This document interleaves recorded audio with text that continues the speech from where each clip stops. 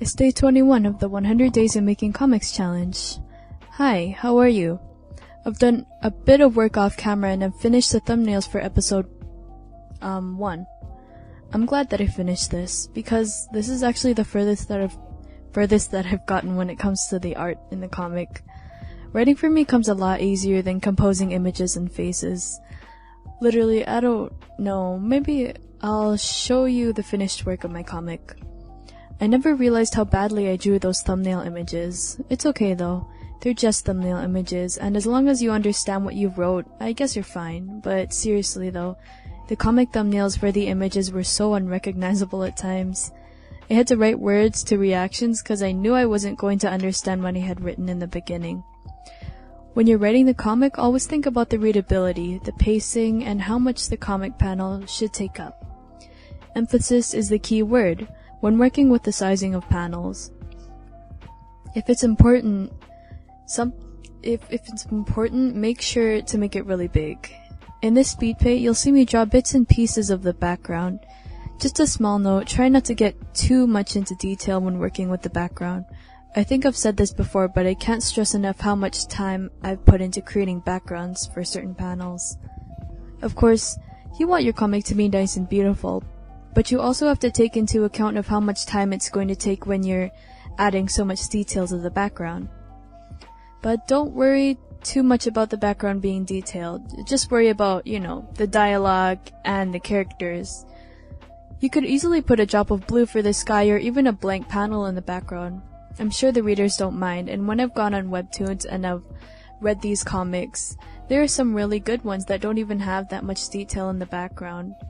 I guess the things that really matter are more of the characters and the story.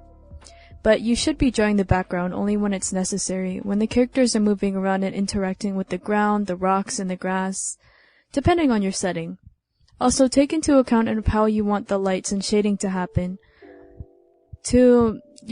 When doing this, what really helps me is having a set color palette.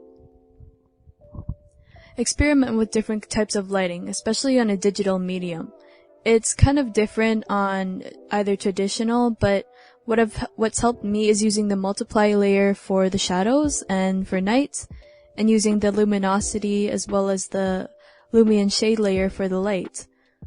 I've been experimenting with many color palettes over the past month, and I think that sticking to a small color palette with a certain amount of browns, greens, and red should be perfectly fine.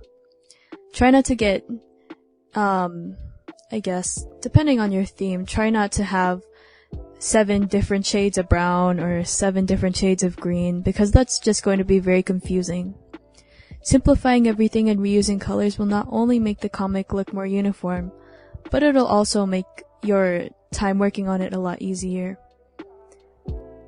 If you want your comic to look pretty, make sure to keep in mind what pen you use, what type of texture and what brush, and what does the line art look like. Always draw with reference and what you want your art to look like when you're lost. That's a mistake that I'm doing, but I'm learning that. I've drawn a few times in this sort of style, so I'm a bit familiar with the way I want the characters to look. Make sure that they differentiate themselves from the background too. I'm probably not finished the beginning process of this comic, however, something that I also want to point out is the thumbnails. It's a constant process of removing and adding things. But try not to get caught up in adding and removing things too much. Don't waste your time spending it on that. What helps is if you get a beta reader, maybe even a friend to help you with the pacing. This will help get you some perspective. If some scenes are too slow when they're supposed to be fast, you should change it. In my case, I usually just look it over by taking the first draft of the images onto Webtoons. There's a really helpful tool at the uploading page that can help you look at the Webtoon and see how it looks like on the phone. Vertical is the way I'm going to draw this. So anyways, I think I've gotten everything that I want to say out of the way for now. Finishing the outline is my goal for today. Setting small attainable goals will help you reach that large one. Just try not to box yourself in too much when it comes to the amount of work or what you should work on. Just finish what is needed for today and continue on if you feel like it. Anyways, thank you all for listening to Day 21. I'll see you tomorrow.